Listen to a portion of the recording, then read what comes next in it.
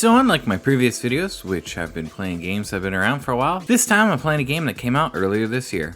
Welcome back, I'm the Late Night Gamer. In order to complete this snazzy indie game by regular studio, I'll have to parkour my way up this giant mega structure while fighting rogue machines, dodging traps, and collecting so many little lost drones. This is how I got 100% in MotorSlice. As we begin our adventure, we're introduced to our main protagonist, Slicer P, and we are told by her superior, Operator G, that we must destroy every machine that we come across and that failure is forbidden. I don't think this guy got the memo, because failure is something I'm really good at. Side note, this is the only time we hear from G, so don't worry about his name. At least he left us with this cool little drone who P calls Orby. I have no idea why this is, but it's all good.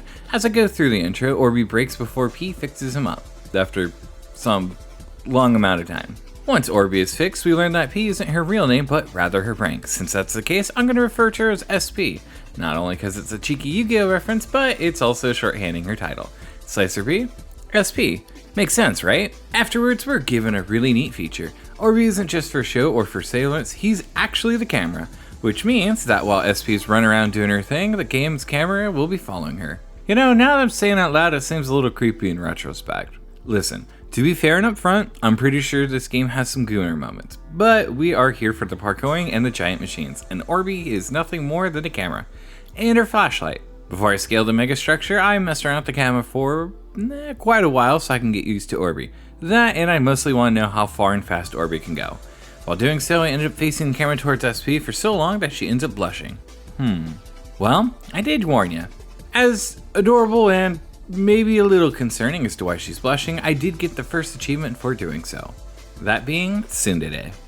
I don't know if that truly counts as a Tsundere moment, but that does remind me as to what we need to do in order to get 100%. So let's go over that as I start swinging my chainsaw recklessly. In order to get 100% MotorSlice, I'll have to climb to the very top of the mega structure, collect all of the missing drones, which I'll point out later, and grab all 25 achievements. So, all in all, this should be a pretty chill time. As I roll around that dirt, again testing what SP's limits are, I promise, and nothing else, I notice that there is collecting on the screen. That's actually pretty neat. I do hope that I can clean the screen though. Slowly, as I roll my way around the tutorial part of the level, and although I was told exactly what to do, I decided to ignore it and fall to my death. So, about the whole failure is forbidden thing. Is that like an absolute thing, or do I get more than one try at my mission? Oh good, she's alive. Regardless, after sliding onto a pipe and slowly getting the hang of things, I come across my first enemy type, a motor MSE-0/16. Engaging with the enemy.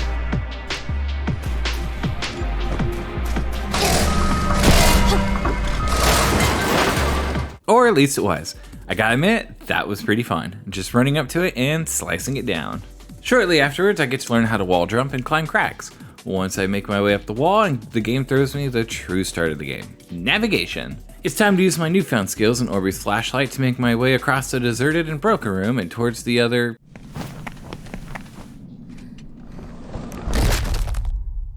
Or I could just die. That's fine too. Man, the deaths are pretty brutal in this game. Noticing the big crane that's just up above, I decide to do everything I can to get closer to it. Seeing as it's big and orange, clearly that means this thing is friendly. Psych! This is just one last way to teach you how to use a really useful skill, parrying. All the while making me believe that literally anything that looks like a machine is a machine and it will try to kill you. Spoilers, the evil crane only shows up once, and that's just a little sad. Big missed opportunity. With the evil crane parried and dead, I show my dominance by scaling and proceed deeper into the structure. At some point I have to climb up, right? So how do I climb up?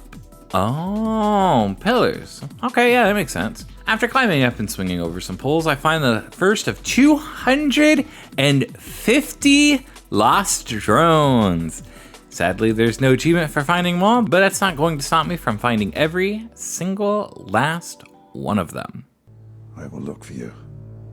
I will find you. And I will... As I head up the stairs with my new friend, I come across the drone drop-off triangle thing, and by using my neat little scanner, I notice another drone. So, before I drop the first drone off, I nab me the second one. Honestly, the scanner is pretty neat. A simple press of the button, I get this little echolocation-like view that highlights chainsaw skillable parts and enemies in orange, while lost drones are highlighted in blue. I didn't test to see how long it lasts without having to press the button again, but I use it very frequently.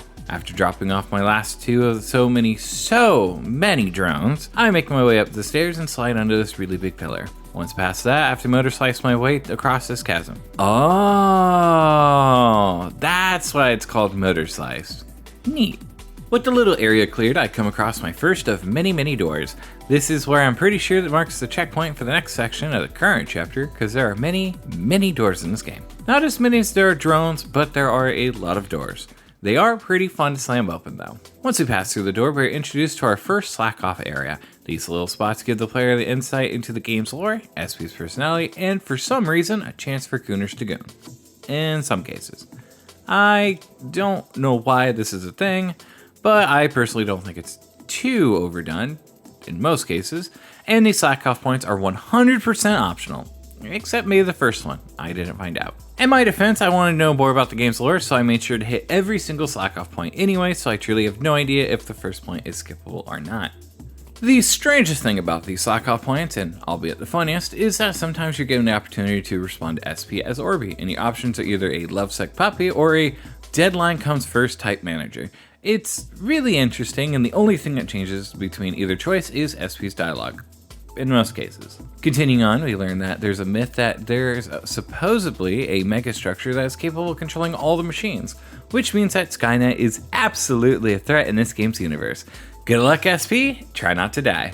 With that out of the way, I make my way to this humongous central pillar, and upon doing so, I finish the tutorial and unlock the Arrival achievement for completing Chapter 0. Fun fact, a good number of these achievements are awarded for progressing the game, but the real trick is actually progressing the game. Before I continue on, the game tells me I can enter the selfie mode, and so I do. Now, before anyone comments about me doing this just for the selfie achievement, hear me out. You're not entirely wrong. Yes, I did want the achievement, but I also want to put some effort in this pick.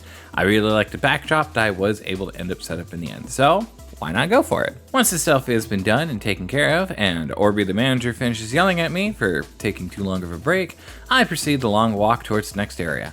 Or perhaps I can MotorSlice across the platform instead?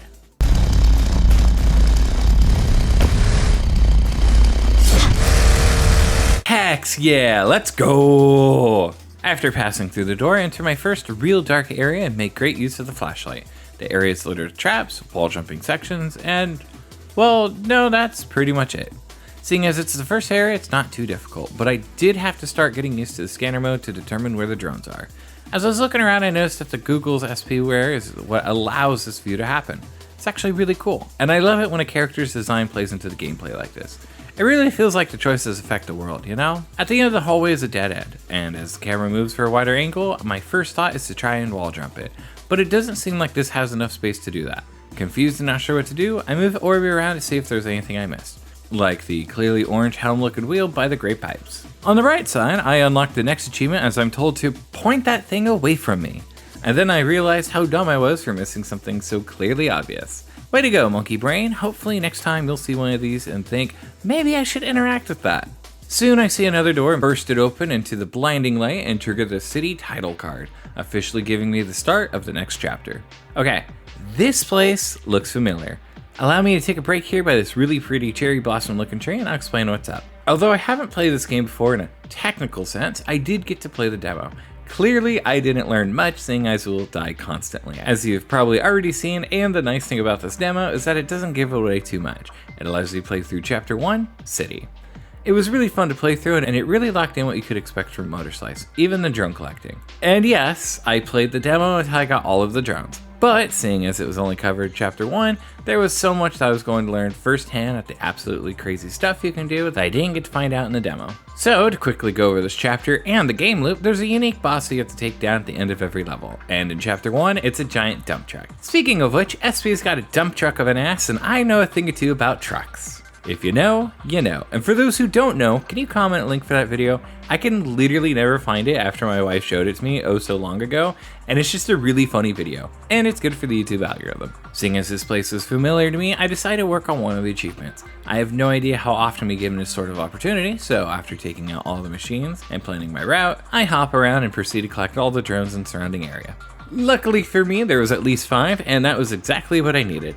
As I start running to the last drone in the current area, I begin to wonder if the achievement will trigger when I pick up the drone, or if I'll have to take them all to the nearest drop-off point. And that answers the question. With 5 lost drones on my personnel at once, I unlocked the cargo train achievement. Funny enough, while I was working towards this achievement, I ended up locking another one of the achievements in the process. As a reward for listening to the game's instructions, I hold the attack button to charge up my chainsaw and instantly slice an enemy in a more brutal fashion, earning me the Chainsaw Girl achievement. At least I didn't get it for eating demons. Once I drop off the drones and make my way through the city, I learned that a lot of the connecting points are from fallen pillars, and that most of the drones in the city are pretty easy to get. Now, I know that it's because this is the first level and all, but I didn't think I would be able to find so many of them so soon. I guess that's why there's 250 of them. I'm not salty about it at all. Listen, I've done collecting on games that needed more from me, I swear. And if you don't believe me, feel free to check out my Ty the Tasmanian Tiger video where I got 100%, which meant collecting almost 3,000 opals.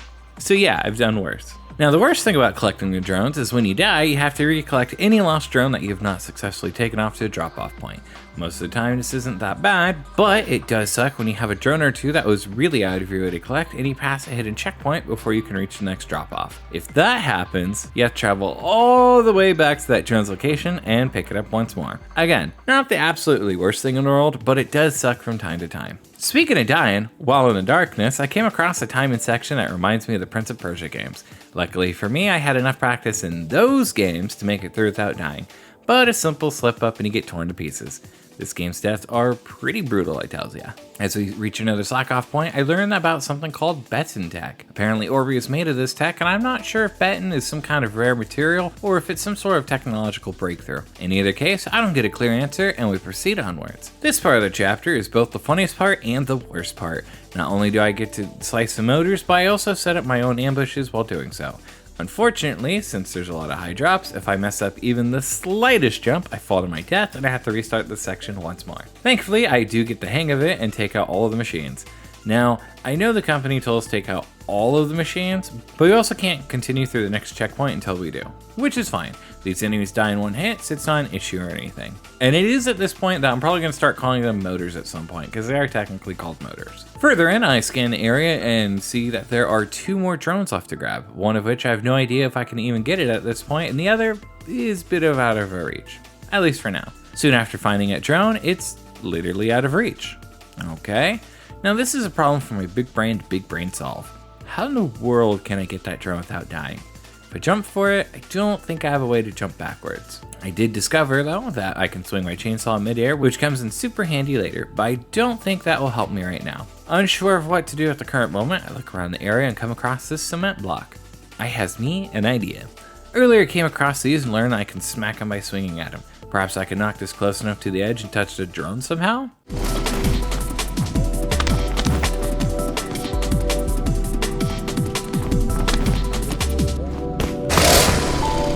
Or I can do that. That works. I have to keep that in mind for later. Plus, I'll take whatever I can get if it means collecting the drones. And not doing something like that. So let's take this big cement block and try the same tactic and a booyah. As I get closer to the dump truck boss, I collect a few more drones, die, recollect the drones, die again, and recollect them again until I finally get to the end of the level where I can take one more slack off break.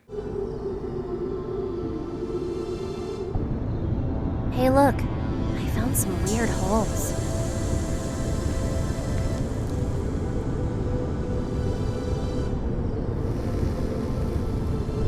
This is a choice for review. Please YouTube, don't shut down my channel. Moving briskly along before anyone gets any ideas, it's time for the first boss battle.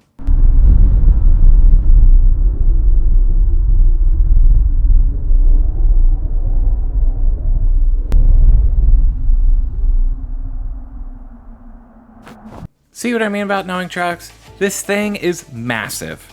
In order to beat the bosses in this game, you have to find a way to scale them and MotorSlice the MotorSlice parts long enough to shut it down. Sort of like multiple progressive health bars. If the health bars meant the more they fill up, the less health you actually have. Luckily for me, seeing as this was the boss in demo, I had no issue climbing up the boss and taking it down.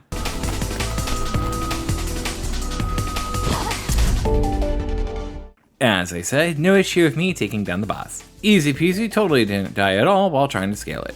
After defeating boss, it breaks down, turns to sand. I have the pleasure of making my way towards the big central pillar and falling to my death. Again. This may or may not be a running theme.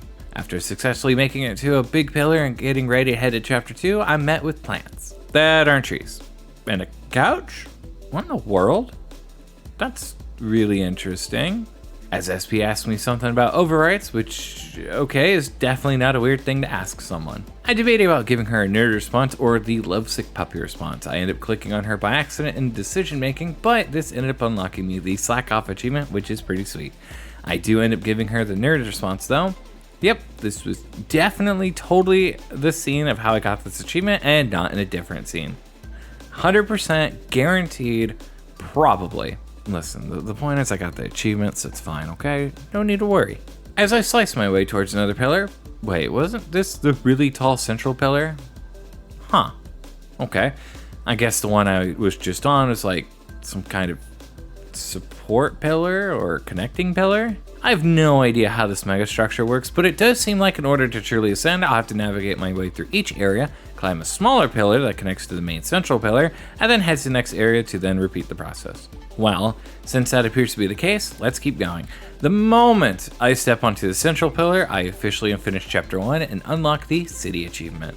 As we move along the path to begin the next area, the game tells me 2 chapters in that I can have Orby blank. This isn't the biggest thing, but seeing as the first chapter, Orby's lens did get rather filthy, being told that there was a way to fix that earlier would have been really nice.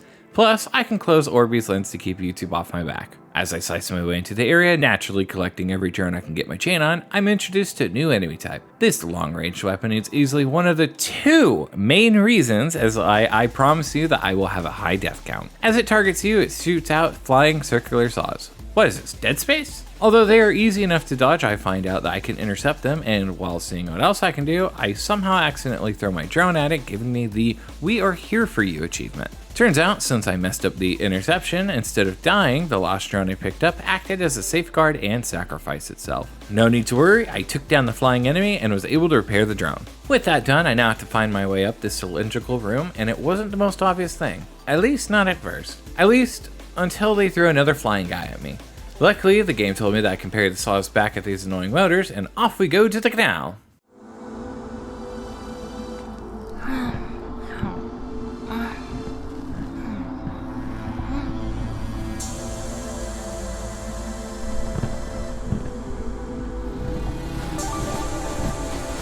Here, want some? How am I supposed to eat that? How would Orby even eat that? SP, you so crazy. While wall jumping towards the big gate that blocks the path, I realized I have no idea what I'm doing, and hopefully I'll be led towards the big gate. It does look motor-sliceable after all. Once I make it to the big opening of the canal, or at least one side of it, I notice that I have to backtrack in order to get to the other side. So this is how we're gonna do it, huh? 3 steps forward, 2 steps back? I see what game plan is. And there's no way I'm gonna be stopped by these dangling tentacles either. Seeing as I have a literal chainsaw on my back, and I do everything I can to cut down every single dangling bit I see, just because I don't trust them. What if they're hiding an enemy from me? Or worse, a drone? They cannot win. I shall not let them win. Oh look, girders! That's what these steel beams are called, right? Man, I'm so bad with names. With the 5 motors taken out, I get stuck once more at the giant gate. Now, I could be smart and run on top of the gate since it's easily accessible, but I really want to motor slice it. Plus, there's a drone on the other side. After a couple attempts, I managed to make it across, grab the drone, and climb on top of the gate. This time, I don't ignore that little orange helm thing I noticed. At least not at first. I really wanted to see if I could climb that tower. Sadly, this is where I had to call it a night because I ran into a small little bug. As I smash the X button to turn the wheel, there's no sound, and the wheel doesn't turn, which isn't supposed to happen. Usually when you smash the X button, you kind of subscribe to the channel, or hit the notifications. And if you don't believe me, you could always try it out. Go ahead, smash that like button, or the subscribe button, or the notification bell icon. With the game being broken, I turned in for the night and went back for it the next day. But just as I was about to quit the game for the night, I do end up pressing a random button on controller and saw SP jerk her shoulder. Curious as I was, I decided to keep pressing buttons. This absolutely made my night. That and you subscribing, because you like the content. Regardless, after pestering her enough, she got upsetty spaghetti, closed my game for me, and I earned the poke achievement. and it's P-OKE. Get it? P-O, because their name's... Anyway, during the next night, I breathe a sigh of relief as the wheel turns and the gate opens up, triggering a mechanism within a huge pipe and spewing a giant stream of what I can only guess is wet concrete. In the next room, I accidentally climbed the walls instead of just going to the puzzle area up ahead, but I learned something that I may not use very much in my run. After wall jumping too high, instead of accepting my fate, I decided to attack the wall a couple times before I hit the ground. Doing so allowed SP to once again wall jump, and after doing a short wall run and then falling once more, I was close enough to the ground that I ended up saving myself from restarting the room. Speaking of which, I was lost for a decent amount of time in this place. I was able to pick up a couple drones, giving me the orb drone achievement, but it was so hard to see where I was going, even with the flashlight on, that I had to just sort of guess where I was going. At first I tried to run along the outer edge of the structure to see if there was a scaling point before just running around until I saw something that told me I could just ascend here. Eventually I found it, and no, I did not mess up my jumps for the wall jump this time. Thank you for your concern though. I was still tilted at the time. At the top of the structure were some enemies, and with the solid lineup, I was able to deflect one of the circular saws back with such accuracy that I was able to take out 2 of them and earn the crowd control achievement. Soon I find myself at the main canal area, and at a slack-off spot, SP confirms that it is indeed cement that is flowing from the big pipe. As I hop over to take out a couple enemies, the strangest thing happened. After taking out the first guy, my camera it kind of just goes a little AWOL, and I still had to take out the flying spaghetti monster, which didn't end well for me. Upon my death, I unlocked the Orby Hater achievement for being mean and killing Orby? How did that happen? What? It was at this point where I wanted to see exactly how I could legit get that achievement, so I experimented a little, dying a few times in the process, and what I discovered was actually really cool. After dispatching enemies, a thought occurred to me. I could move Orby around me, and close to me, but what if Orby couldn't dodge my attacks? With this thought in mind, I put Orby in the corner and tried my best to attack him, and much to my surprise, and admittedly with a little delight, I was not only able to hit him, but the lens cracked as well. The cool part is that since the screen is cracked, it actually affects the view of the game, and it was like I was reviewing footage of SP's adventure. Naturally, I did what anyone would do if they came across a broken screen. I broke it some more. I then learned that after 3 strikes, Orby goes down, and if Orby goes down, it counts as a death. But I got the Orby Hater achievement legitimately this time, so it's fine by me. After finally making it to the end of the canal, all I need to do is cross that bridge and I'm home free. At least that's what I thought at first. But instead, I'm treated to a cutscene that features this level's boss, who for some reason is totally okay with crashing through a wall, but it makes things easier for me, seeing as it inadvertently made a path across on the wet cement. From here, all I have to do is make my way down low enough to be able to cross somewhat safely, and as you can probably guess, it took me a few tries. Man, I'm really bad at guessing fall distance, huh? With enough practice, hopefully I'll improve. Once I finally make my way down safely, I begin to frogger my way across the wet cement, and much to my surprise, I made it on the first try. Once I'm past the door and into the next area, I soon discover a really long pipe, and instead of crawling in this little nook, I decided to see if that pipe was some sort of side area for a drone or two. Turns out, I unknowingly took a fabulous shortcut, and yes, there were indeed a couple lost drones. I did end up skipping those for now, and after being confused for a short time, I found the path forward and continued onto the pillar jumping section. Shortly after cleaning that section, I come across the boss room area? Regardless, I get to fight the helicopter-looking boss. Near immediately, it shot circular saws at me, and after dodging a couple shots, I end up parrying the blade, earning me the Parry That achievement before immediately dying. Whoops, my bad. On my second attempt, I was able to parry the saw once more, and this time, I did something absolutely hilarious. As I was dealing with some damage, I ended up scaling the helicopter and stood on top of it, just beneath the blades. And with no way to attack me, the big motor just kind of flew around in a circle. Honestly, it was pretty great. I got to take a couple pics, have a good time, and it was just an overall vibe. Thankfully, I was able to jump off safely, and although it was as close as a call as it might have been, I ended up going to work. Apparently, cutting off the tentacles severely damages the boss's first HP bar, and not only am I okay with that, I did everything I could to cut off all of the tentacles. I soon learned that I had to climb to a good position, be able to jump towards the flying spaghetti monster machine to deal the remaining damage before finally taking it down. After climbing the connecting pillar and making my way to the central pillar, I unlocked the canal achievement. Just before we head to the next level, I took a quick break and learned that the bosses on each of these levels are called elders. This probably explains why they're so much bigger than the other motors, at least it would be if it weren't for the fact that they are machines. So I'm guessing the Elder title has more to do with their size and capability rather than their age. Moving on, I slice my way across the bridge and I'm greeted to darkness. Hello, darkness, my old friend. I should probably turn the flashlight on.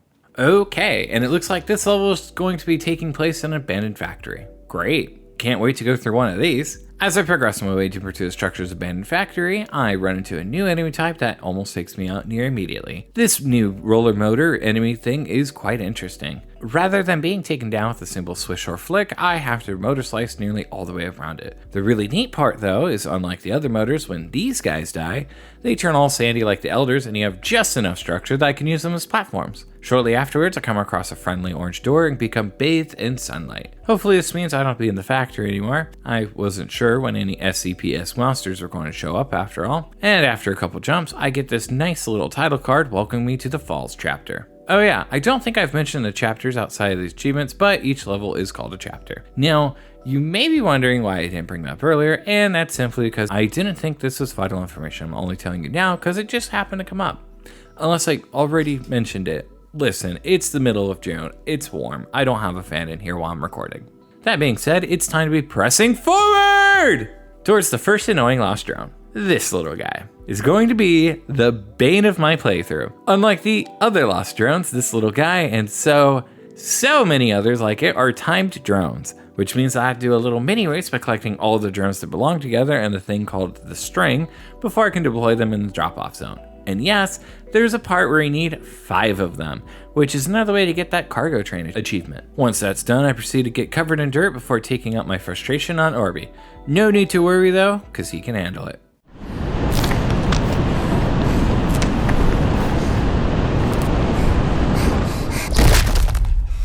Or not. I'm sure I'll get a replacement soon. See, there we go. Now off to do some slicing and dicing. With all the enemies sliced apart, I do everything in my power to collect as many drones as possible before being confused as to where to go.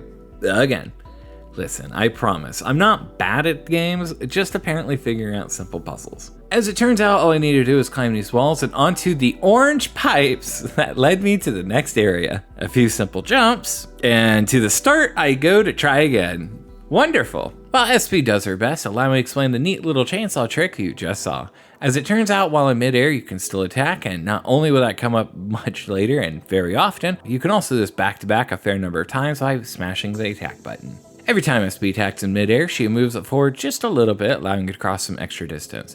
I think you can tell where this is going. By chaining these attacks together enough times, you can effectively cover twice your distance as long as you're not too high up. You don't suffer any penalties when you land. Which means that this is a great little technique that I wouldn't be surprised if speedrunners abuse the hell out of this thing, as they should. It makes certain jumps so much easier. Once I'm past these little pipes, I get to climb some more buildings and enjoy a slack off spot. This time there's a little lost drone that comes to say hello. I'm gonna call this little guy Wally. After Wally says goodbye, we continue onward, and I'm really glad Wally put me in a good mood, because I ran across a little spot that needed some good timing. Thankfully, SP knows what she's doing, because if I had to smash a button each time I had to grab on something, I would have put the game down and tried a rhythm game just for a bit of practice. Listen, it's not that hard. It's more so just that there's a lot of quick platforms I have to keep an eye on, and when you're playing late at night, sometimes your eyes betray you. Or I'm overthinking this, and I could have just taken my time through the section. Why do I rush through these parts so fast? Oh, it was the drone. That explains a lot. So literally everything I mentioned about this part was just complete garbage, and if you haven't already, you can skip this part. With the drone deployed, I come across this level's elder. Holy Hera, that thing is huge! I didn't know I was going to be playing Shadow of the Colossus on my channel. I guess the only way to find out is to make my way over there. Luckily for me, it looks like I can just start my descent by turning to this orange helm. It's a trap! And just like that, I come across a spot where I end up dying time after time as I slowly figure out this puzzle. See, all you gotta do is time your jumps right, and remember, you're descending at an angle. So I really hope I don't have to do this in the round once, because oh boy, it was not fun. Once I do get my timing right and make it to the end, I come across a stair puzzle. Or at least I thought it was. In order to get the drones, it is in some parts, but to progress, all you have to really do is get to one end of the room and make it to a nice little spot to wall jump onto this wire fence and jump once more into the next area. Simple, easy, cover girl? After a short commercial break from cover girl, since it's still a thing apparently, I run into a room where I have to take out some more motors. Easy peasy. But I did notice some debris hanging around, and so that got me an idea. There was an achievement that involved throwing debris at enemies, so I tried my hand at that. Yeah, that didn't work like I wanted to, but then something funny happened. For whatever reason, when the motor ran into the debris that I just threw, it counted as though I threw it at the motor, earning me the recycle achievement. Now, obviously it's really simple to get, so I do end up truly getting this achievement later, but the fact it worked is still pretty impressive. After making it to some stairs, I have yet another room to cross, and this one isn't as bad as another one that might show up later in the video. That being said, I do have two main things to say about this room: the drones and the slack off spot. As for the drones, I decided to come back later because I just don't currently have the skill level required to get them. On the other hand, when it came to the slack off scene,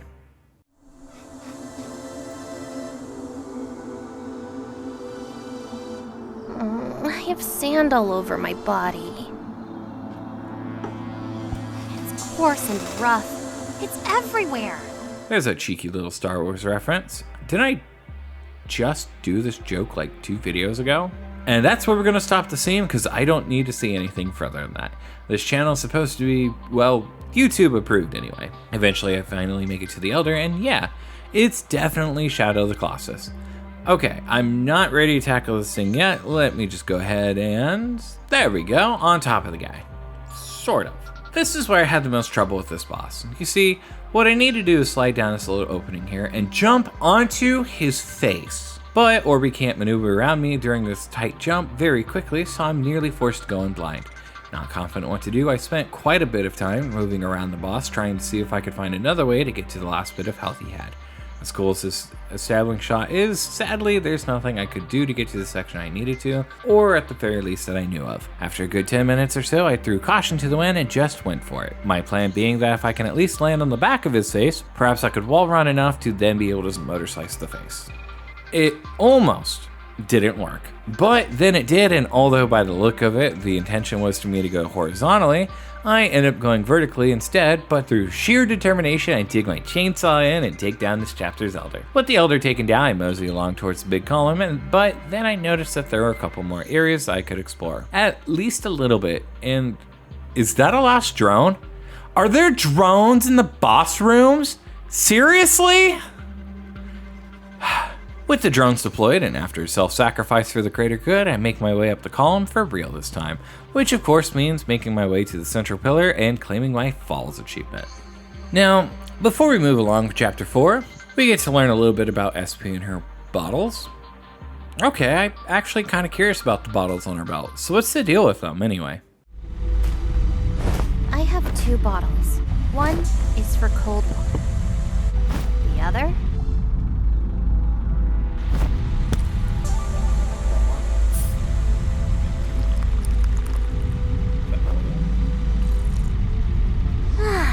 It's coffee. What? I don't know how to respond to that other than what I just inserted into the video, but with that being said, it's time to put away the hot coffee and move on. As we thrust open the door, we're greeted to a new threat, the mine trap. Thankfully, this guy blinks when we get too close to it, and it even has a range that you can see. So, clearly my first instinct was to attack it despite knowing it's a trap. Thank you.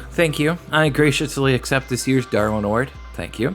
I'll be sure to put alongside my list of completed games. With the traps behind me, I run into one of the most annoying rooms in the game. As you can see, there's a bunch of bridges and I have to fall into them one by one, making my way down. Now, I could do the smart thing and just take the staggering each time I land, which slows me down, or I can use the tuck and roll technique, which allows me to not be staggered. Seeing as I just won the Darwin Award, I instead just mess up every jump that I can as often as I can. Luckily, even with my stupendous attempt of trying to look cool, I only take about 10 minutes or so to actually get to the end and jump towards safety. Still, I do not like that section. It mean. Soon after being subjected to darkness once more, SP informs me of a neat technique that she can use while motor slicing.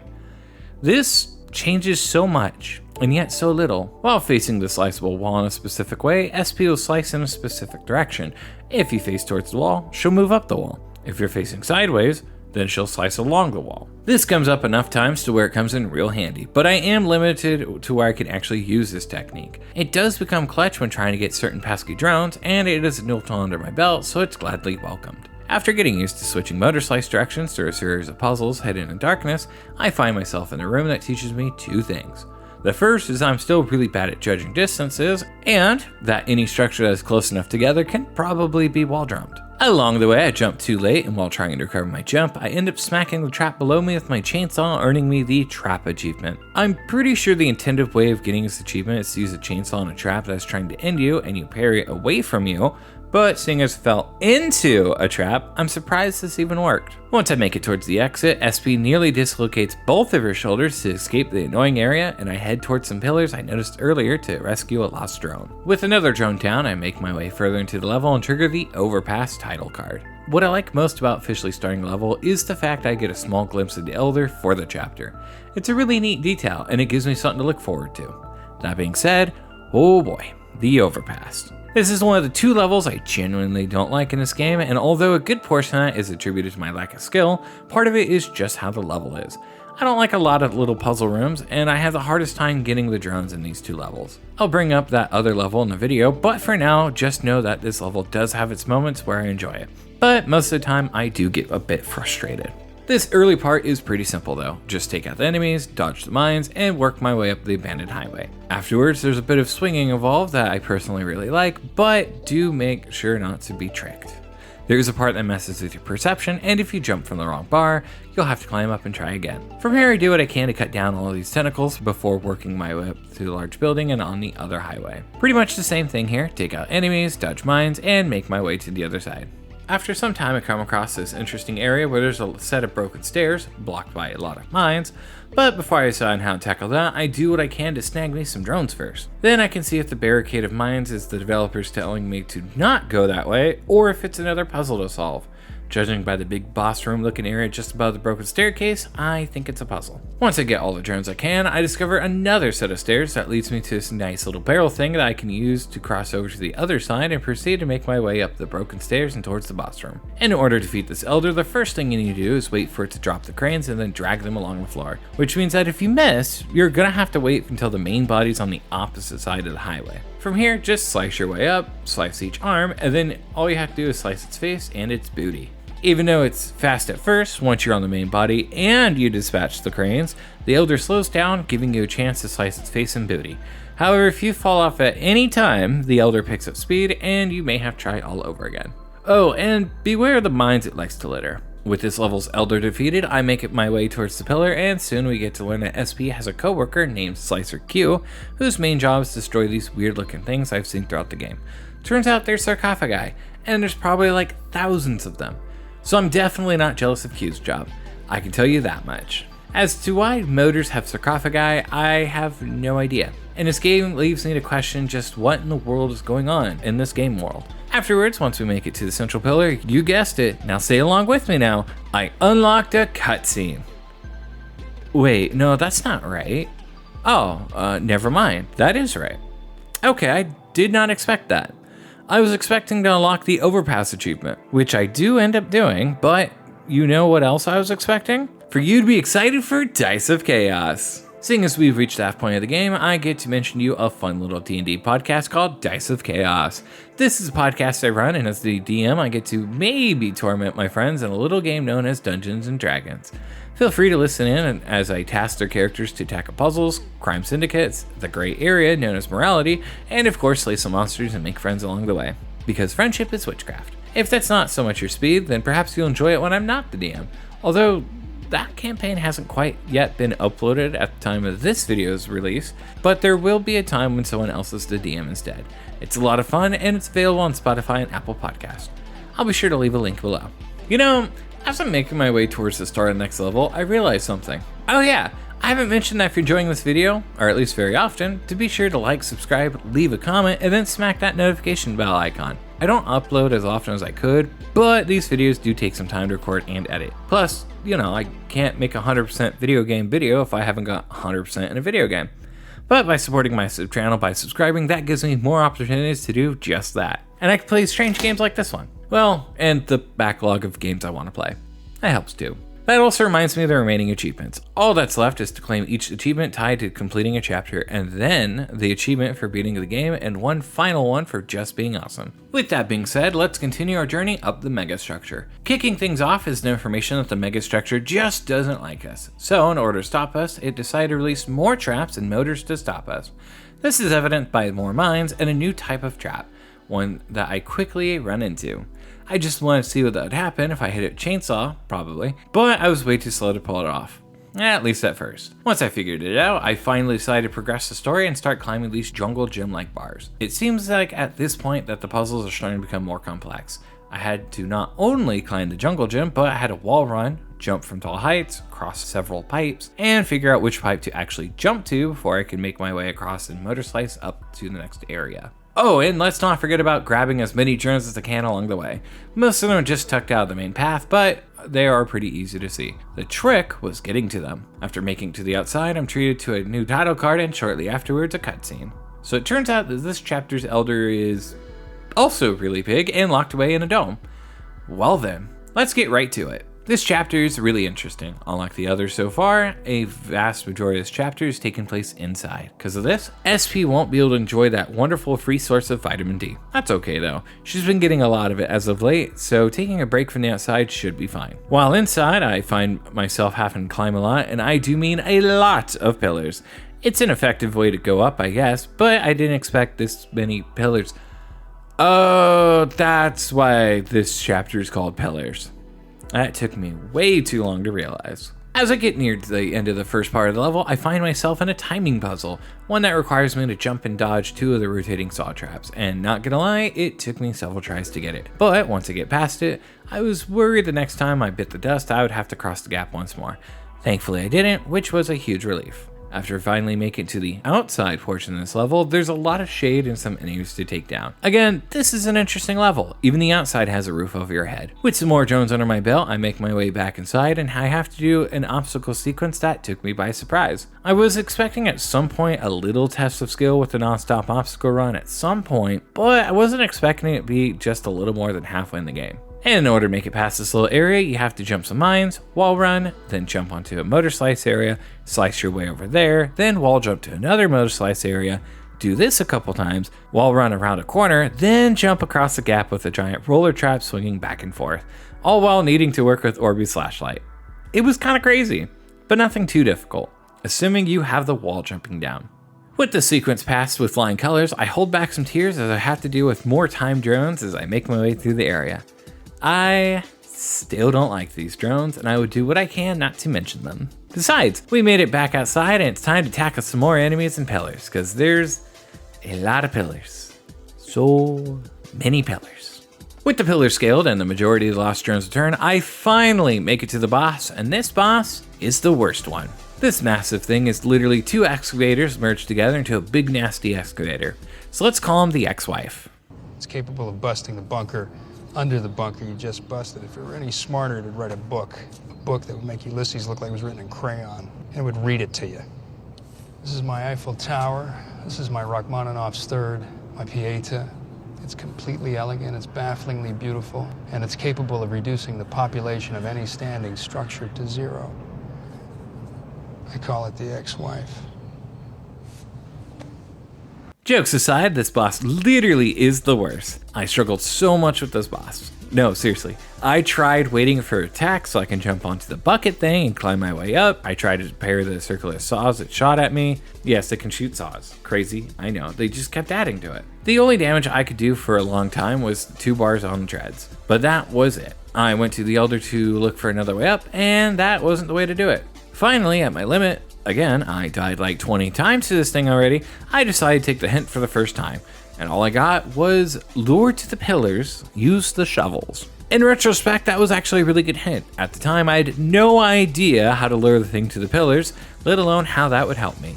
In fact, even now, I still don't know how I lured it. So for the next 10 minutes, I tried doing just that, but there was a problem. The Elder was just too smart. It would swing at me a few times, but whenever I got too close to a pillar, it just backed away from me. Are you kidding me right now? Dude, not cool. I'm just trying to snuff your spark. Why are you making this so difficult? Eventually, the Elder hits a pillar for the first time in this fight, and I seize my chance. I don't know how I did it, but I'll take it. I slice my way up to the Elder and jump over on top of its main body. I jump over a fence or two and work my way around.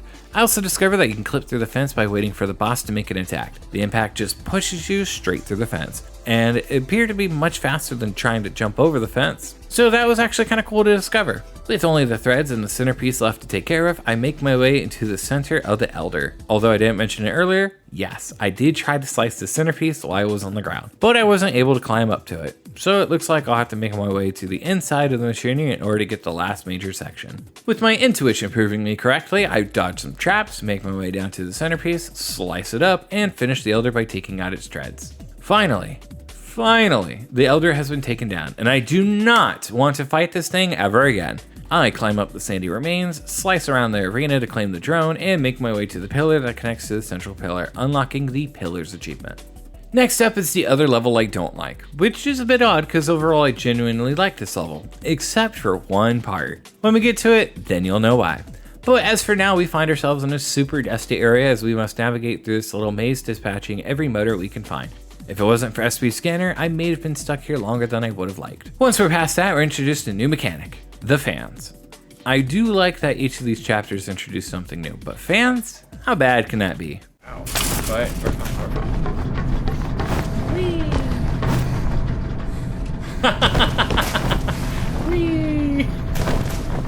Whee! I love that.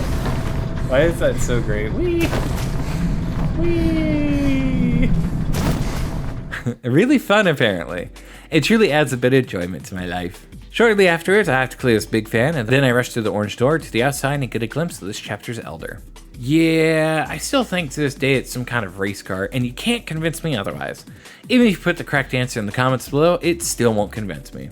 Now, on the other hand, if you like and subscribe, then I still won't be convinced that this Elder isn't a race car, but we do get the title card rig, so maybe it's a rig instead of a race car. Now that we're outside, we can really see the use of the fans, and oh boy, they are used. I have to use them to navigate carefully on the pillars, cross long jumps, and at some point hop across a couple of them. I also get a handy tip that I can slice enemies while midair to get another jump. Neat. As I work my way up the rig, I soon learned that the fans can also be used as a one-way trip to the very bottom of the megastructure, and since this game has showed me time and time again what happens when you jump from too high, I think you get the idea as to what happens. By this point, I've gotten so used to the game's flow that I have a decent idea as to where I should be going and what I should be doing. Could get to a room, dodge traps, solve puzzles, work my way up, fight some motors, solve more puzzles, and then the boss room. Simple and easy. Of course, there are the trap-based rooms from time to time, but it's nothing I can't handle, and I make it around this level pretty easily and have a pretty chill time exploring the level, collecting drones, you know, the same old same old. That is until I came across this little area. At first, I collect the lost drones that's around this MotorSlice area that needs me to be pretty precise, which is fine. It's a fun little challenge, but then I got stuck. Like really stuck, like royally stuck. You see, there's these two fans over here and there's really no easy way to get to them. I do have to get to them though. There's also the staircase on the other side as well. So I tried taking the staircase, and since it looks like it's the way to go, I climb a pillar and it's a no-go. I notice another set of stairs, but they're too far away for me to jump to. I can't jump over the fence and grab another drone because it's too high for me to land safely. Plus there's a bunch of mines at the bottom. I did try to jump towards one of the fans using a attack to get some extra distance, but that ended up in failure as well. Next, I slide down that pillar I mentioned earlier and notice some more pillars. Okay. I guess this is the way to go forward, I thought. But no! It led to a drone or two, which is fine in the end, but it was not the way forward. Instead, it was the way to make it to the bottom. Very fast. After returning the drone, I climb on top of a metal plate and try my hand at jumping towards the fan once more. I get close and decide to go that route. After a couple more tries, I do make it to the fan, but without being high enough, I can't cross the gap to the other fan. Back to the drawing board. With the attack jump idea in my head, I try to make it to the other set of stairs, and I do make it, but then fall off immediately afterwards. That's okay, the point was that I can make it. So after a couple more attempts, I make it safely onto the stairs and investigate the area. Come across the drone in one tunnel and decide that might be the way I need to go. Turns out that wasn't the case because the giant fan will not let you pass through. As for the drone inside the one tunnel, yeah, there's actually two. One's on the other side of the fan. Wonderful. After crossing the set of stairs, I think I finally did it. I found the way to go. I crossed the stairs, I jumped from pole to pole, I climbed to the top of a structure, I can see the boss room. I finally made progress. Then I went down a hole and lost all of it. Frustrated, I grabbed that pesky drone that I still haven't dropped off yet and just threw caution to the wind as I try to jump towards the fan again. This time, the attack jump worked. I died shortly after, but I could still do it. So I try again, and this time not only did I make it across the first fan, but I was able to grab onto one of the poles. I do a neat little flip and float across the area on the second fan. I did it! I actually made progress. This little area is exactly why I didn't like this little level. I found out much later that I really messed up and made life harder on myself by taking the wrong path, but even still. My initial thought process made me think that this was the only path forward in this level, and so now I'm inclined to hate it. The rest of this level was really fun though. I had to go through another obstacle sequence, try not to fall off a windmill, and even learn from my mistakes. Once I made it to the section directly underneath the boss room, I breathed a sigh of relief as I'm super close to finishing this level. I hated it. So much I couldn't wait to be done with it. I scaled the walls, dodged traps, climbed some pillars, do everything it was asking me until I finally reached the race car. This elder was interesting. All it wanted to do was to run in circles, so my first thought was to try and hop onto it when it got close. Its tires would screech from time to time as it would take a really sharp turn, and that's when I had an idea. If I could get it to turn too sharply, I may be able to slow it down enough to jump on it.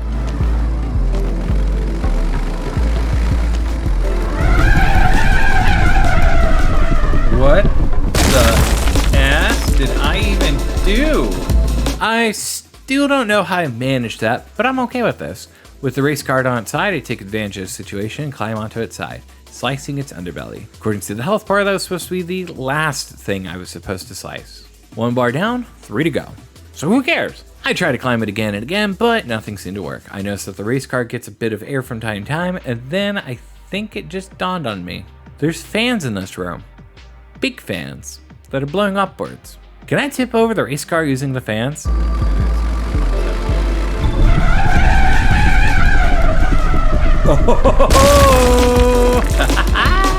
Yes, I can. It doesn't really help me now since I already got the underbelly, but that's okay. I get a lucky streak as I get a lucky grab and climb onto the race car, and I can finally get to work on the last 3 health bars. I do what I can before I'm taken out, but after a few more attempts, I get the hang of jumping onto the race car, and in no time I take it down. With the elder taken down, I scale the pillar, and on my way to the central pillar, I begin to enjoy the sights and the sunshine as I relax. By the looks of it, there's only 2 chapters left before I can make it to the top of that central pillar. I don't know what will happen once I do. Well, now I do, but that's because that's the point of the video. To show and tell you how I got 100% in MotorSlice, but at the time I didn't, and it was really exciting. Now that I only have 2 chapters to complete, I unlock the rig achievement for completing chapter 6, and I might make my way to the penultimate chapter of the duel. I mean game. The penultimate chapter of the game. Before we continue on this chapter, I just gotta say, I'm not used to seeing such a pretty blue sky in this game. It looks gorgeous. I am so glad I was able to get this video uploaded during the summer. A new chapter calls for a new mechanic. But this time it's not a chapter something SP can already do. Instead, it's Orbeez time to shine. From here until the end of the game, certain platforms can be remotely activated from Orbeez, causing them to move. SP is so excited she actually gives a small amount of praise to Orbeez for once. One elevator ride later, I find myself mostly outside for this chapter. This is actually really nice, a pleasant change from being locked in constant darkness at the start of each level. With some more drones under my belt and getting the hang of Orbeez's new mechanic, I find the Elder for this level. This is the biggest Elder in the game. Holy sweet mother of Hera, how in the world am I supposed to take that thing down? It's huge. This thing can take down a whole city just by itself. Seriously. The thing's bigger than the thing in chapter 3. Oh yeah, there's more time drones around here. I forgot about that. Well, time to ignore the big machine and collect these drones. With some more drones collected, I make my way to get just a smidge closer to the behemoth and trigger the title card. Quarry. That sounds about right. Time to make my way to the Elder somehow without dying too many times and go from there. As I make my way down, I quickly learn that it's not as easy as it looks, and unfortunately most of the drones in this level are time-based, which means I have to scramble my way around to find all the drones and the drop-off points. Well, at least the puzzles aren't too difficult here. Unlike the last chapter, I don't really have too much to say about this level, but that's mostly because of how well executed it felt. I really enjoyed navigating my way around the quarry and the effective use of the new platforms that Orbeez can manipulate. There are a couple of spots where I really had to think outside the box to acquire some drones, but it felt really rewarding. I think the most aesthetically pleasing part of the level is when I had to hop from pillar to pillar, and you can see the graveyard looking place below you. It was really cool, and it really goes to show you just how far you've come. It truly didn't feel like you're going up the structure aside from reaching central pillar due to the lack of seeing something in this regard. So it was a nice change, and it really put into perspective just how far along I've come since starting this game. Now, just because I was enjoying the level doesn't mean I kept failing at the simplest things on a near constant basis. Trust me, I did. The fact I would misjudge a fall height this late into the game really shows my competence. It's all good though. I'm sure I could maybe rebeat this game without dying down the road. With the Elder much closer than before, I come to a spot where I have to jump across so many archways, I'm still surprised that the gaps between them are just wide enough to fall through. I do claim the drone throw and push my way forwards. A few more enemies later and I enter an abandoned warehouse. This place is kind of nutty. There's numerous enemies, several time-based drones, and of course, a slack-off scene where there is for sure a big Gooner moment. I will not show the clip for that. It is nothing too bad, just SP saying that she's really hot and unzipping her jacket a little bit. That being said, I don't want Big Boss YouTube to get any wrong ideas, so if you're really curious as to what was being implied, you can buy the game and reach this point, or you can just Google it. Just don't get your hopes up too high. It's not as bad as I'm making it sound. As I reach the last area before the Elder itself decides to become an obstacle. That's actually kind of crazy. This Elder has such Giga Chad energy that he's just casually interferes with my progress. I can't wait to show him who's the real boss. Forcing my way through, timing my jumps, and slowly climbing down, I just realized this is probably the first time I had to climb down to get to a boss in the game. What a concept. Anyway, I get past the last of the traps and into the boss room where we have a David versus Goliath moment. This thing is indeed a colossus. Time to see if I can parry its massive saw.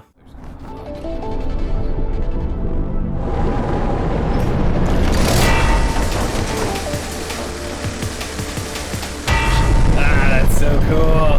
That was epic. Hex yeah, I'm so glad that worked. Despite its massive size, this Elder is really easy. All you gotta do is make your way towards the main body, scale your way up, and then you get to run along the massive arm it has. Now, I know I said it's easy, but scaling the main body did prove to be a bit tricky in some parts. There's a lot of MotorSlice section, which means a lot of health bars on this Elder, but it was a lot of fun though. Once I made it to the arm, I realized that this boss had a lot more going for it than the others. It was pretty epic. I had to navigate my way across the arm by jumping bar to bar, find a way up the side tower. Turns out there's just an elevator I can go up, but I also had to dodge traps, make my way to the saw, ride said saw for a bit, and of course, find out where the last bit of the MotorSlice area was. I had to navigate to the end of the Elder so I could damage out my way back. Again, this boss was a lot of fun. With the Elder finally taken down, I make sure to look for any drones that I can grab before climbing the penultimate connecting pillar. Now that I have a much better look at the central pillar, it is here that I realized that the falling debris from a long while ago was the casing of the top of this pillar falling apart and tumbling far down below. That explains a bit, and if it means SP gets to enjoy some sunshine before climbing all the way up, I have no complaints. After reaching the central pillar, I unlocked the Quarry achievement. Just before I head into the last area, which is a warehouse looking structure. A bit anticlimactic, I guess. But more importantly, I learned that the music that plays through the combat sections are played by Orby. That's actually kind of insane. I was wondering why there was very little music in this game, besides the fact that the ambiance while climbing the mega structure added to the experience, but to learn that Orby is purposely playing music while SP is fighting for her life is actually pretty funny, not gonna lie. At long last, we make it to the final area, and instead of going through the orange door, I decide to navigate through the cracks in the wall and snag me some drones. And then I make some progress. Hey, wait a minute, is the orange door not the way to go this time around? Turns out, nope. For the last area, you have to scale the outside of the warehouse first. One last rug pull from the game. Very clever. After making it to the top of the warehouse, the title card for the chapter is displayed. This time we are in the desert. Nothing but sand. So I don't think they're talking about the tasty kind. Is that a train? What? There's a flying train? Okay, that's a choice. Now if you think that's crazy, wait until you come across this insane slack off spot. It's titled Death. It implies some insane lore, so spoiler alert. Someone was here before me and died? But how? It's dead, so it's not a slicer. But we're in a sealed structure, so could it really have been a slicer? If so, this seems quite old. How many overrides ago did this happen? Doesn't make any sense. So, is the implication that slicers don't actually die? I'm confused. Well, game theory isn't my forte, but I am curious as to why there's a skeleton all the way up here in this megastructure. Regardless, I won't be getting answers, so there's no reason for me to think too hard about it. Into the desert we go. This level is littered with traps. Even the section with enemies is just an escape sequence. The worst part about that section is getting the drones. You have to grab them before you escape, and there's no drop-off point until after escaping the room. This final level is a bit of a wild ride. Upon escaping the trapped room, I have to navigate through a literal minefield, and that's before I get to scale the main structure. Yeah, I had to go to a side structure in order to progress. It was quite the mini adventure. All the while, the flying train is just chilling. Staying on track, I make my way ever closer to the station boss room area. That joke really didn't land, did it? Anyway, as I make my way through the desert, I decide to just enjoy the ride. With this being last level, let's just vibe with the motors by cutting them to ribbons. Surely no one's going to mind. Failure is forbidden, right? Eventually, through all the trials and tribulations, I make it to the final boss room, the flying train. Not sure exactly how to convince the train to get down, I look for a bus stop, and much to my surprise, I actually find one. Well, a train stop, but it's the concept that matters. I wait for a bit, and after getting bored, I look around for some more drones. And I take one more hint. This hint was not even useful. Climb the front car from the dunes. Once on top, seek for the last car. Yeah, I had a feeling from looking at the train that I couldn't just damage it from the top. The race car taught me that already. I make my way around the area and notice that there's some drones nearby. Not on the final stage, but just below where I traversed earlier. So I jump down and grab what I can. After too many attempts, I decided to leave the last drone there alone and deploy what I was able to grab before heading back to the boss room. By falling to my death. At some point, I kind of just decided to enjoy the view. I was at a loss. The train wouldn't touch grass, I couldn't get any more drones with my current skill level, and I just decided to stand and watch as my life passed by. That is until something happened. For the first and last time, Orbeez's little mechanic for platform manipulation kicked in on the Elder. I couldn't believe it. This is such a weird thing, and there's no indicator that this is possible. Absolutely nutty. So, naturally I spammed the activate button and dashed as fast as I could. I had a train to catch after all. The moment I hop aboard, the train takes to the skies once more and SP looks absolutely terrified. I would be too if I was in that situation. A fall from here is an instant KO, and that would mean I have to go back on the train. Oh good, I just start the first card instead of having to get back onto the train. That's actually quite a relief. There are a total of 10 train cards to traverse. 11 if you're counting the train engine as a car. Each car has its own little obstacle. From inconvenient jumping to dodging saws, this train's got it all. Talk about a crazy train, am I right? I really don't know why the last Elder is a train, but the fact that it is really makes me wonder why it's a train. You can clearly see this is not computing for me. Why is it a train? As I traverse through the insides of the cards, I enter gamer mode because I really don't want to redo this train, and I make sure every jump I do, every section I slice, every car I go through is calculated, intentional. I wasn't thinking about the health. I wasn't thinking about falling. I wasn't even thinking about the missed drones. I just wanted to finish this train. After a few gruesome minutes, I deal the last of the damage to the train and it comes falling down, crashing on top of the structure it once gracefully flew above. I had done it. I beat the train, but not yet the game. In order to do that, I had to do one last thing.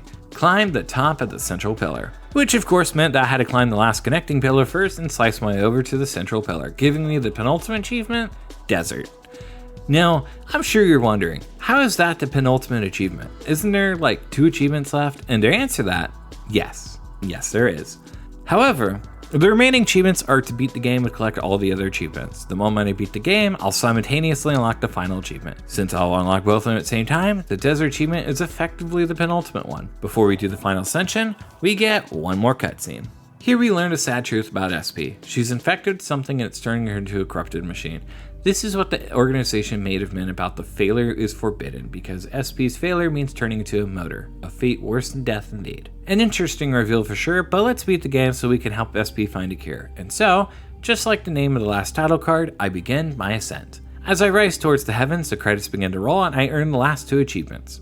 At least, you'd think I would. Instead, after the credits pass, SP climbs into another structure, and it's revealed that there's a megastructure above the megastructure we just scaled. Now we get the last 2 achievements.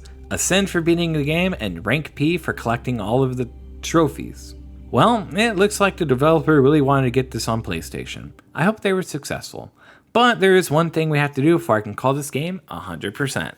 With the main story finished, it's time to clean up the last bit of cleanup. I could stop here since I already have all the Steve achievements, but I personally wouldn't feel like I completed this game unless I saved all the drones. Out of 250 lost drones, I was able to rescue 184 of them, leaving me with only 66 drones to find and return.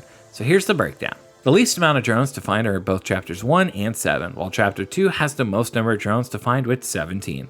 As you can see, there are even some drones in a few of the boss areas as well, which means that in a few cases I'll have to fight the elders again. Starting with chapter 1 is the most embarrassing drone, because it's in a section that was in the demo, so I should have been aware as to where it was. That's okay, I have it now, and it's all good. 1 down, 65 to go. Seeing as this video is close to the end, I'm not going to bore you with the details of every drone I had to grab. Just a couple of them. I decided to go through each chapter one by one, working my way around. Thankfully, the checkpoints give me a better idea as to where I actually need to get the drones, so I saved some time by hopping in and out of the game as I count down the drones. With my newfound extended knowledge of the game, I discovered that some of these drones I found so daunting earlier to obtain are actually really easy, so long as you're aware of the more advanced techniques like the mid-air attack. Plus, I was able to use those techniques to speed through the game faster. There are also some drones I could have gotten much earlier had I taken the time to explore the area a bit more. Like in chapter 2 towards the end after crossing the wet cement. All I had to do was follow the crack in the wall, and after a long while, boom, there's the drone. Others were a pain to get.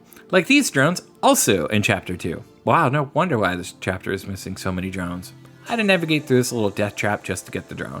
It wasn't the easiest thing to do, but it wasn't the hardest thing either. Mostly just annoying. Now, when it comes to collectathons, this is nothing new for me. I've done them before, so, it's what I expect. Some are easy to grab, some are annoying, but there are a few that are extremely rewarding. In chapter 6, the worst chapter by the way, I had that one moment where my knowledge and skill of the game was extremely rewarding. You see, there was this drone that was just out of reach within the structure. I had to leave the area, make my way across some giant fence to the other side of the section where some roller motors were. From here, I had this idea. I noticed that the beams in the air were relatively close to another, and it reminded me of an area in a later chapter. So I decided to do some quick wall jumping to see how high I could get, and I was not only able to scale my way to the top, but I was able to find a path that led back to the structure that held the drone. I tried to scan for the drone, but the scanner couldn't quite pick it up. That's okay, because I know it's there and that's all I really cared about. I was also able to snag me another drone in the process. Big win. It was in these moments where I really enjoyed the game the most, even in chapter 6. Speaking of, while looking for the drones, I learned that I had taken a wrong turn and ended up taking a path that was supposed to lead to a dead end and a way to get some drones. That's why I was stuck in that stupid area for so long, but I was so stubborn that I said, nah, we do this my way. At least I was able to learn something from that time. Still don't like chapter 6 though. It took me a few hours, but eventually I made my way to chapter 8, and I only needed a few more drones from checkpoint 5. This checkpoint was a big puzzle room involving fans, wall jumping, and a lot of physics that just don't want to be on your side. Part of what made getting the drones difficult in this checkpoint were the fans themselves. You need to use both fans to climb just high enough to a certain point you're aiming for, but if you're too high, too low, or angle yourself off by just a wee bit, you have to start the process all over again because you will fail. It sucked. It was challenging, sure, but trying to get the drones and deploy them while not being blown off course was difficult, but I was able to manage. When I deployed the second to the last drone, despite having grabbed an earlier one that I lost due to a misstep, I received a neat little message. The message, as nice as it was, left a sour taste in my mouth. It mentioned that hopefully the other slicers can rest in peace, which means that each drone belonged to a slicer, which means SP wasn't the first one sent to this mega structure. So her attempt is the 251st attempt the organization has made at clearing this mega structure. That's pretty dark. Oh, and although I did like the message, I didn't actually get all the drones, so I went back and claimed it, the last drone. Once that last drone was deployed, I double checked the levels in the main menu, and with all 250 drones found and deployed, the game beaten and all 25 achievements unlocked, I officially obtained 100% in MotorSlice. Welcome to the end of the video where I go over some of my final thoughts for the game. MotorSlice is quite unique. Most people that I've heard say it's like Mirror's Edge mixed with Shadow of the Colossus, and I mostly agree with them. They forgot to toss in Prince of Persia for good measure. Despite this game's Gooner moments, it's really fun. I am also really glad that the Gooner moments that are in the game are 100% optional and not a critical moment for the game. The blood for dying can be a bit much at times if you're squeamish, but having the ability to close the camera is pretty useful. I do wish that for some of the longer falls, there was some sort of restart button so you can skip a 20-second fall. I get the point that SP is going to die when she starts breathing erratically. I don't need to hear it every time. Overall, the game was quite enjoyable, and I could see it being a game a fair amount of speedrunners will like to tackle since there's a fair number of ways you can traverse several paths. With that being said, if there's a game you'd like to see me get 100% in, feel free to leave it in the comments below and I'll see what I can do. The more demand, the more likely I'll give it a go. And with that, this has been the Late Night Gamer, and I'll see you all on another night. Until then, keep dreaming.